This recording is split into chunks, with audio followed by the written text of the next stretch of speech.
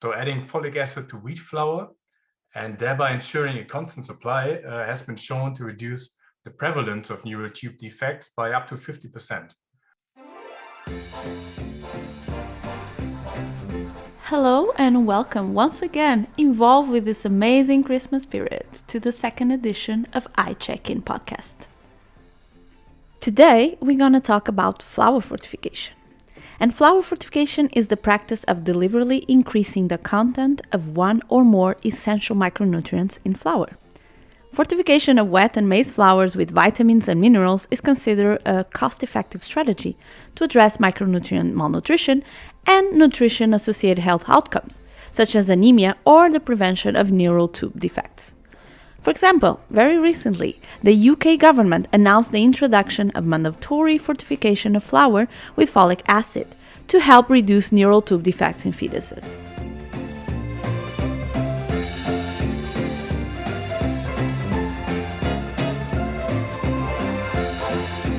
Now, to continue this talk around flour fortification, I must have some backup here. My name is Katarina, and for today's podcast, I have the pleasure to invite Leo Schulte-Vennbur, a serious expert in this subject. Leo is the manager of food fortification and partnerships at Müchlenchemie SternVitamin, two companies that are part of Stern-Wywiol Gruppe and are leaders in food fortification. So, hello, Leo. Thank you so much for accepting the invitation and joining me in this conversation around flour fortification. Hi, Anna. Thanks for inviting me. It's great to be on the podcast and to talk about flour fortification with you today. Perfect. Now, I must say that I found it fascinating that Müchlenchemie claim is understanding flour. I also feel that I need to understand flour myself, and I'm pretty sure whoever is listening need it as well. Can you help us with this? How did everything start? When was flour fortified introduced, and why do we need it? Yeah, to start at the very beginning, flour fortification has been around for quite a long time. And the first country that introduced it were the United States in 1941. And other foods like, for example, salt, they've already been fortified since the 1920s. So we already look back at 100 years of food fortification now. And back then, the idea behind it was the same as it is today, preventing micronutrient deficiencies in the population at a very broad scale. And also today, vitamin and mineral deficiencies are still very prevalent, especially in low and middle income countries. And that's mainly due to a lack of consumption of fruits, of vegetables, or also foods like, for example, eggs. But instead, the diet is often focused on a few staple foods that are comparably cheap and filling, but they don't necessarily include all the vitamins and minerals in sufficient amounts that the body needs.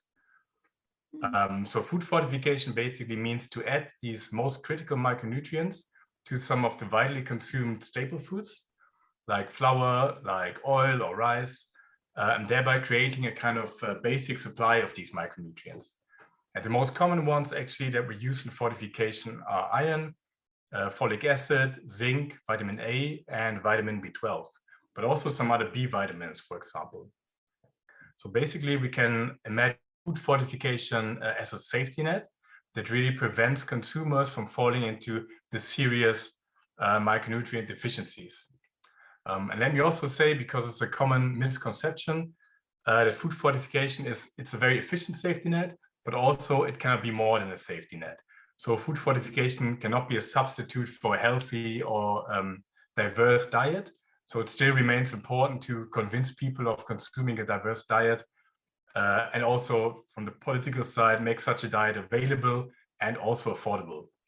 And then food fortification is a strategy that can be implemented comparably easy and can then be an important building block in a country's nutrition policy. So as mentioned, the United States were the first country to introduce it, but today we even have, or we already have 90 countries that are using flour fortification. So you talked about flour fortification as a strategy for to help fight against micronutrient deficiency. So what are actually the benefits of investing in flour fortification? Yeah, these micronutrient deficiencies that we talked about, they can lead to a range of health issues. For example, anemia, or they can impact the proper functioning of the immune system. They can even impact the eyesight. And by investing in flour fortification, we can reduce the deficiencies and thereby avoid these negative consequences. So taking neural tube defects that you already mentioned as an example, the neural tube defects, they occur very early in the pregnancy and they can lead to severe disabilities. And while different factors play a role, it has been shown that getting enough folic acid before and during a pregnancy is really essential in prevention. And it's important that the level of folic acid is already sufficient in the very early stages of a pregnancy. It's often before the woman even knows that she's pregnant. And so adding folic acid to wheat flour and thereby ensuring a constant supply has been shown to reduce the prevalence of neural tube defects by up to 50%. And it's estimated that wheat flour fortification prevents about 50,000 cases per year in the countries that use it. Wow. Yeah, and another important benefit is the prevention of iron deficiency anemia by adding iron also to staple foods like flour. And put simply, anemia means that you have a lack of red blood cells that carry the oxygen to your tissues, and that leads to feeling weak and tired. And anemia can have a range of different causes, but the lack of iron is actually the most common one. And reducing the prevalence of iron deficiency anemia can, apart from the health benefits, even have an influence on the country's economy. It's estimated that some developing countries, they lose about 0.6% of their gross domestic product due to anemia and due to the reduced productivity that's caused by anemia. So if the government manages to bring down the number of anemia cases and thereby increase the productivity, it can even have a positive effect on the economy as a whole. Wow, some interesting facts right there. And so you mentioned that there are already a lot of countries that introduce flour fortification as a mandatory, but I did a little bit research about it, and I found out that others have no legislation or it's just voluntary. So why there is no consensus in terms of regulation of flour fortification? Yeah, so maybe to start with explaining the different terms a little bit. When we talk about mandatory fortification, it means that the country, the government, prescribes a certain set of vitamins and minerals that have to be used at a certain level. And that becomes part of the standard for a specific food. So all producers of that food product, they're obliged to add exactly these micronutrients to their product. And when we speak about voluntary fortification, the government also gives a certain set of micronutrients, but the companies are free to choose whether they want to use it or not. Then there are also countries that do not give any recommendations, but food producers are still free to fortify their product, but then basically by their own choice, more or less. And whether food fortification is introduced or not, and whether it's mandatory or not, very much depends on the individual country and on the priorities they set in their health policies. And as you asked about consensus, so there is a consensus that food fortification is an effective strategy for reducing micronutrient deficiencies. For example, the World Health Organization also recommends food fortification as a tool to deal with micronutrient deficiencies. But then it also takes a while to implement the food fortification program, to develop and pass the legislation and the standard, and to build capacity both on the public and on the private sector side. And that can be challenging and also consume some time. And also it's important that food fortification is part of a larger nutrition strategy in a country. So as mentioned in the beginning, it's not like a silver bullet that can sort out any nutrition problems, but it's rather like a building block in a broader nutrition strategy. And it's often the case that countries start with voluntary fortification and then move on to mandatory fortification later on. So overall, the different states of food fortification mainly depend on the individual political situation in a given country.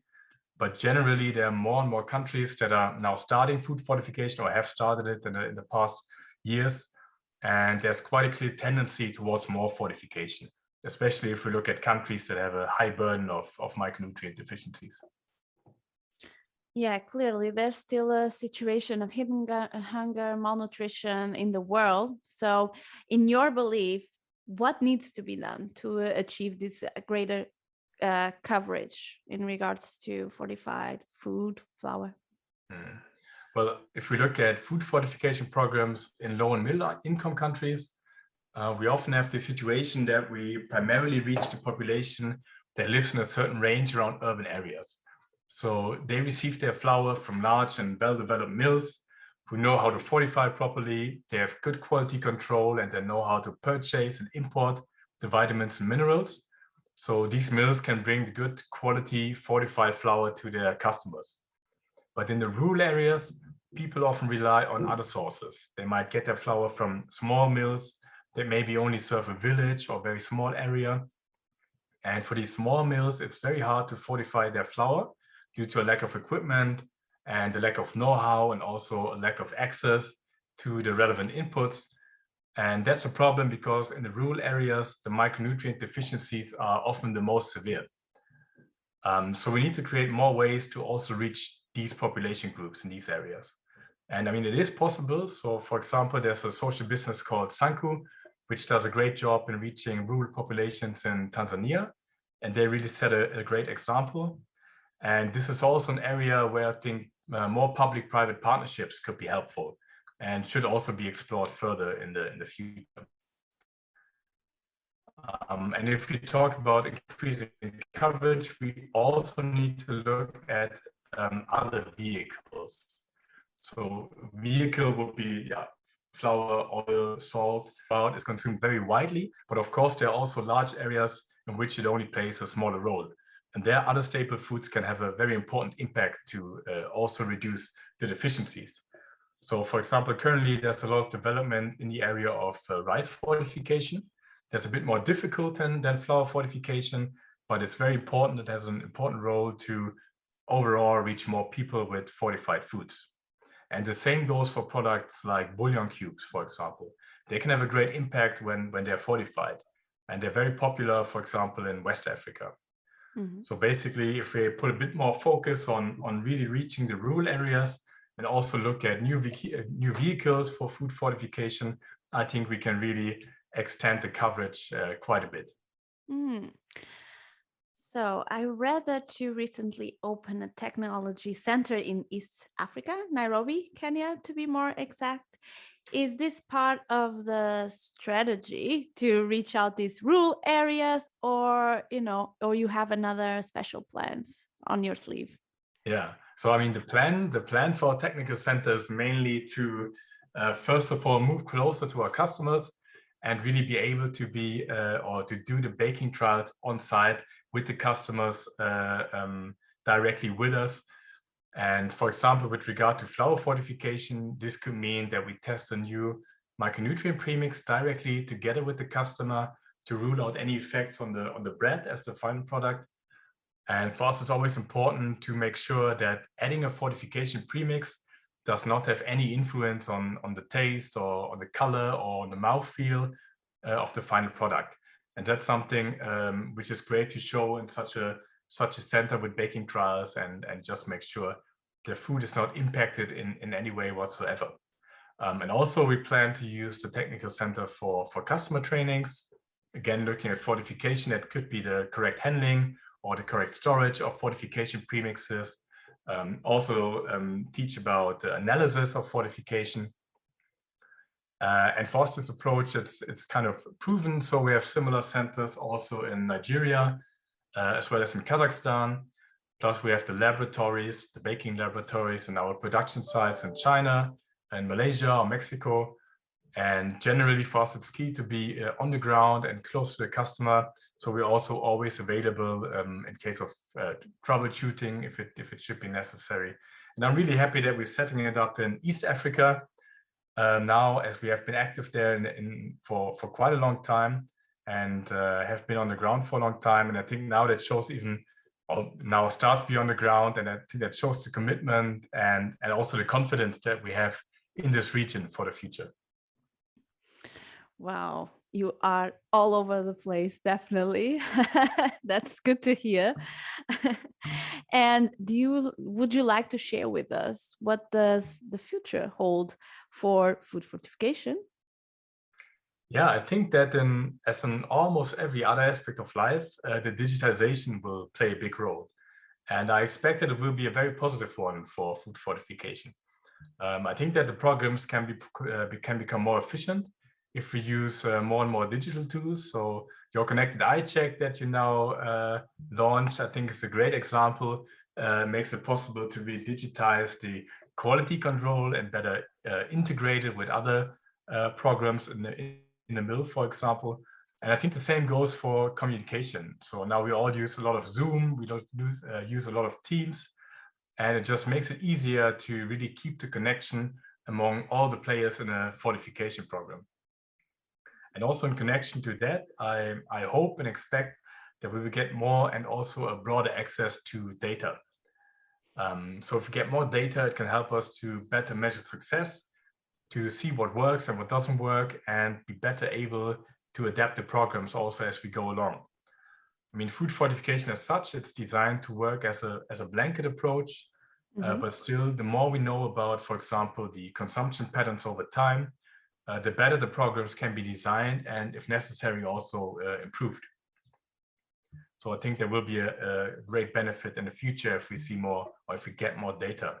And also, I think there will be basically more awareness about micronutrients. I mean, there's a big trend that people just care more about what they eat, something that's particularly strong in Europe, but also in other parts of the world. The more access we get to information, basically also the knowledge about the micronutrients will increase, and that can only be positive to also increase the focus on food fortification. And what can we expect from Müchlenchemie and SternVitamin in the future? Yeah, so what you will certainly see is that we'll continue with our approach to go more and more into the countries, be more and more on the ground. We always also aim to work closely with partners that are working on food fortification, share our knowledge and support, especially on the technical side. Because I think we still in some countries have a bit of a lack of this technical understanding, and that's something that we really try to bring into the programs more and more also in the future.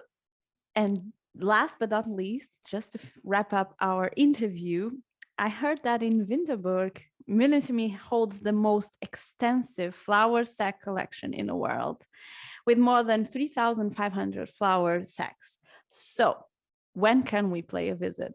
Yeah, you're right. And what I actually found really interesting about it is that these flour bags are really like pieces of art, something I absolutely did not expect before. But as flour is such a traditional food and it's consumed all over the world, you find a lot of different symbols for health or for strength. It's connected to certain regional legends also. And some of these flour sacks, they look like a Soviet coat of arms, for example, with like a gear wheel and wheat plants on the side. Others have like wrestlers printed on them. So it actually tells you a lot about the cultural context where the flour is produced. So you're always invited. And as far as I'm informed, the museums will stay open. So just bring the vaccination certificate and then we're good to go. Yeah, I don't need to make a test, right? Or I think it's not necessary at the moment, but I mean, we know that can change quickly. Thank you. Thank you so much, Leo, for such an amazing interview. Thank you for having me.